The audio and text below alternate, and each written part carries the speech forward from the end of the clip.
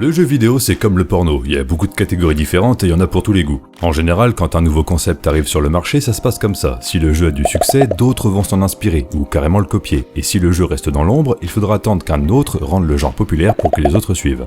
Par exemple, Breakout sur arcade date de 76. 10 ans plus tard, Arkanoid va populariser le genre. Le jeu sera disponible sur les machines grand public comme l'Amiga, l'Amstrad ou l'Atari et deviendra le porte-étendard du genre casse-brique. À partir de cet instant, plein de jeux de casse-briques viendront lui faire concurrence, et encore aujourd'hui on peut trouver ce style de jeu partout, que ce soit sur console, PC, smartphone ou même sur des calculatrices graphiques. On peut aussi parler de Tetris, qui a eu droit à son lot de clones, ou de Candy Crush Saga qui s'inspire directement de Bejeveled, qui lui-même s'inspire d'un autre jeu qui était sorti sur Amstrad 20 ans plus tôt et dont j'ai oublié le nom. Si certains crient parfois au plagiat, c'est aussi en s'inspirant de jeux à succès que d'autres très bons jeux sont sortis. On n'aurait peut-être jamais eu Rayman sans Mario.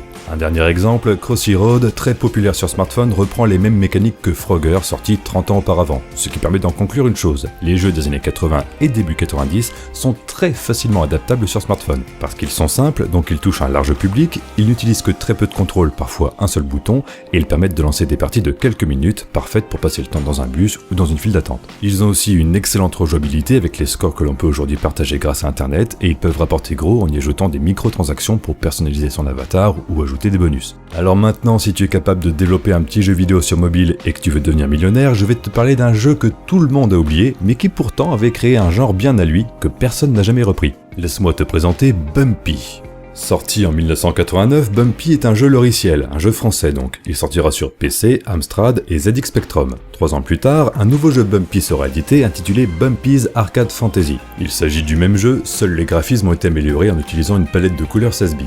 C'est d'ailleurs cette version que je te présente pour ne pas trop faire saigner tes jolis yeux. Alors Bumpy c'est quoi? C'est un jeu qui a un excellent concept, mais sous-exploité, sûrement à cause des limitations techniques de l'époque, mais aussi à cause d'un level design assez pauvre.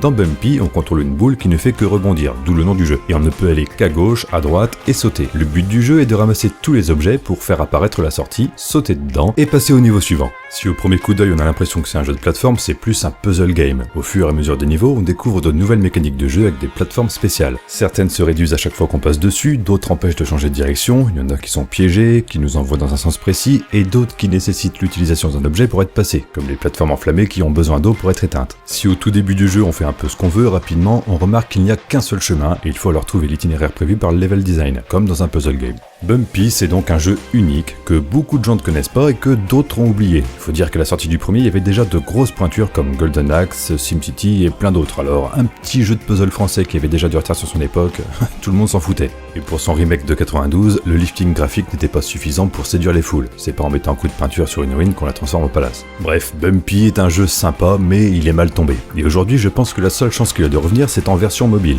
Avec un meilleur level design, de nouvelles mécaniques et des graphismes plus attrayants, il y a vraiment moyen de faire quelque chose de sympa. Peut-être qu'un jour on le reverra, peut-être qu'un jour tu feras fortune en faisant le nouveau Candy Crush. Si jamais c'est le cas, pense à moi, c'est quand même mon idée à la base. En attendant, je te dis à dimanche prochain, et si toi aussi tu connais des jeux qui ont un gameplay unique, mets-le dans les commentaires, ça me ferait plaisir de les découvrir.